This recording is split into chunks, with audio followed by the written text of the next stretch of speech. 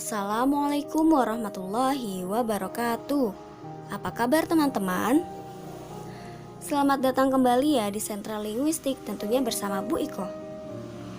Di Sentra Linguistik kita akan belajar bahasa Indonesia. Tentunya masih di tema 4 ya teman-teman. Tapi untuk di pekan ini subtema 3 dan subtema 4 kita digabung ya. Subtema 3 tentang hidup bersih dan sehat di tempat bermain, dan subtema 4 tentang hidup bersih dan sehat di tempat umum. Oke teman-teman, seperti biasa sebelum kita mulai belajar, kita berdoa terlebih dahulu ya, agar kita selama belajar diberikan kemudahan oleh Allah Subhanahu wa Ta'ala. Doa sebelum belajar. Bismillahirrahmanirrahim.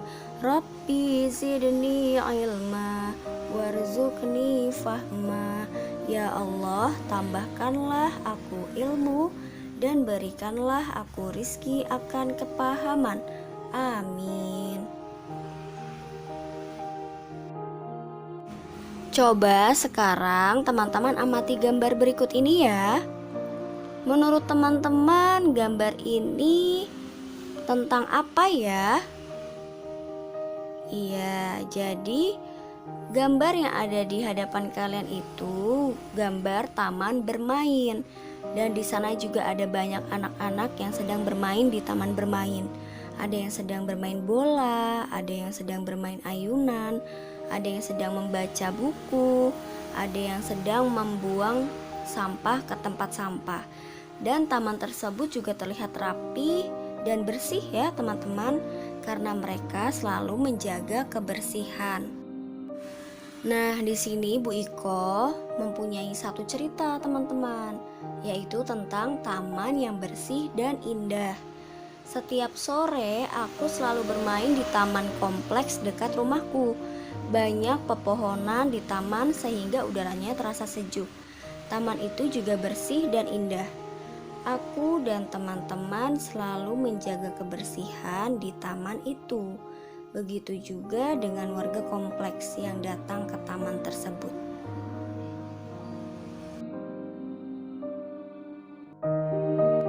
Salah satu caraku menjaga kebersihan taman adalah dengan membuang sampah pada tempatnya. Lingkungan taman bermain yang bersih membuat kesehatan kita lebih terjaga.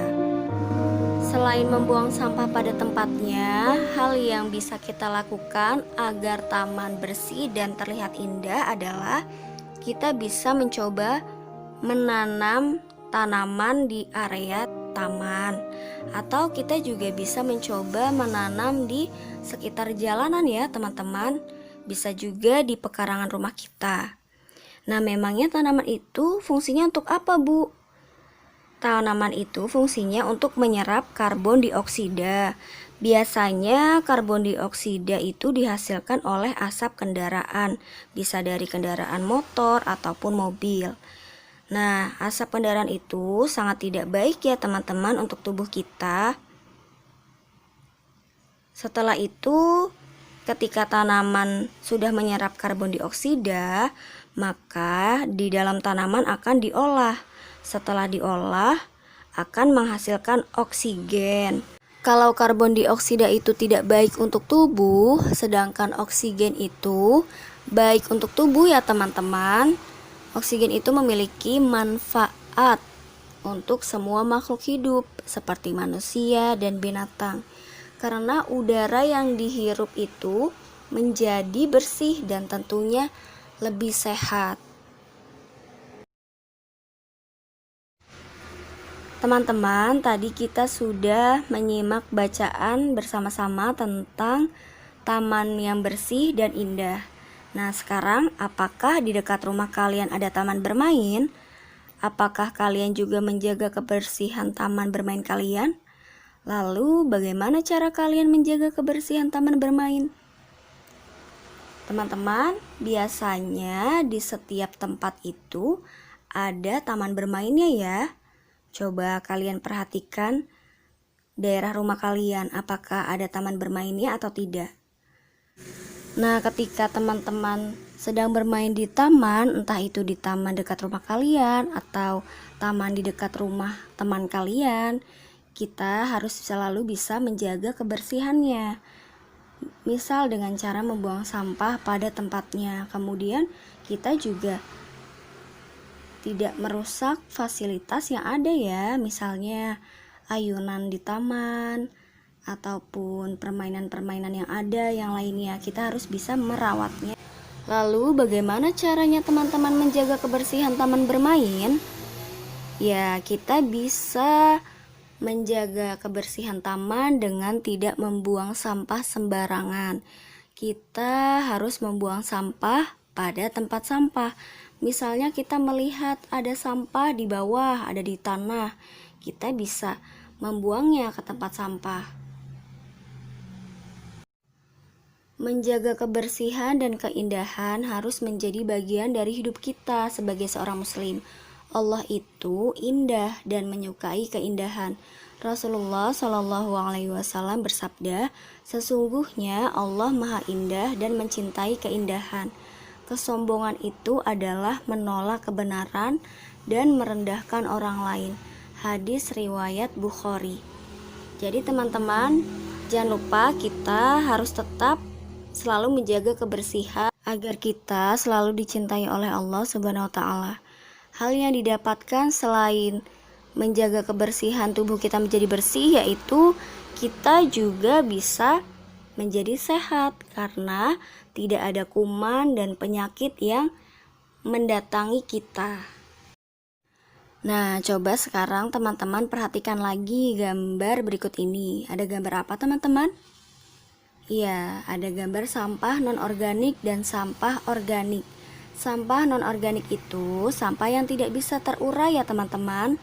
Misalnya, contohnya itu ada kaleng minuman atau botol minuman, kemudian ada plastik, ada kaca, ada kabel.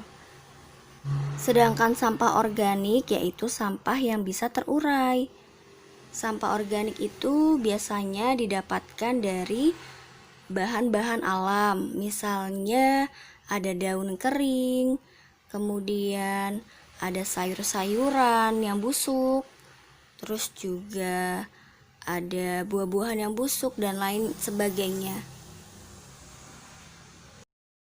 Selanjutnya ada bacaan tentang pemilahan sampah. Hari ini adalah hari Ahad. Keluarga Salman sedang melakukan kerja bakti di lingkungan rumah. Sofia membersihkan jalanan depan rumah.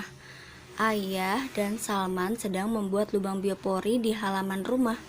Said membantu ibu memilah sampah. Keluarga Salman selalu mengolah sampahnya dengan baik. Di rumah Salman terdapat 3 jenis tempat sampah. Ada sampah plastik, sampah kertas, dan sampah residu. Untuk sampah organik, keluarga Salman membuat lubang biopori di halaman rumah. Lubang biopori berguna sebagai makanan makhluk hidup yang ada di dalam tanah, seperti cacing dan akar tumbuhan sisa makanan. Kemudian ada sisa tulang ikan ataupun ayam bisa masuk ke dalam lubang biopori tersebut. Lubang biopori berguna juga untuk menyuburkan tanah. Sampah non-organik mereka pilah lagi menjadi sampah kertas, plastik, dan logam. Untuk barang-barang yang masih bisa dipakai, mereka melakukan reuse, reduce, dan recycle. Bila tidak bisa dipakai lagi, mereka membawanya ke bank sampah. Bank sampah adalah pengelolaan sampah kering yang bernilai ekonomis. Sampah kering yang dibawa ke bank sampah dikumpulkan dan akan menghasilkan uang. Tadi ada reuse, reduce, dan recycle itu intinya dikelola kembali ya teman-teman sampah-sampah yang ada. Di bacaan sebelumnya ada kosakata tentang bank sampah, sampah organik, kompos, dan lain sebagainya. Kita akan pelajari bersama-sama ya. Yang pertama ada bank sampah. Bank sampah itu sistem pengelolaan sampah kering secara kolektif dan bernilai ekonomis.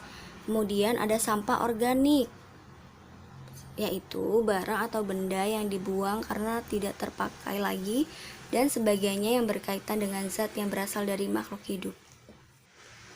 Selanjutnya ada kompos, yaitu pupuk campuran yang terdiri atas bahan organik dan kotoran hewan. Selanjutnya ada daur ulang, yaitu pemrosesan kembali bahan yang pernah dipakai, misalnya serat, kertas, dan air untuk mendapatkan produk baru. Kemudian lubang resapan biopori, yaitu lubang yang dibuat tegak lurus ke dalam tanah untuk penyimpanan sampah organik. Sampah organik itu seperti tadi ya teman-teman, bisa yang terbuat dari bahan alam, bisa dari daun-daun kering, terus tumbuh-tumbuhan, dari sayur-sayuran yang busuk, buah-buahan yang busuk, tulang ayam, tulang ikan, dan lain sebagainya. Semoga kalian semua paham apa yang sudah kita pelajari bersama-sama. Jangan lupa untuk tetap belajar dan tetap semangat. Kita ucapkan hamdalah bersama-sama. Alhamdulillahirrabbilalamin. Sebelum mengerjakan tugas, jangan lupa untuk berdoa ya. Wassalamualaikum warahmatullahi wabarakatuh.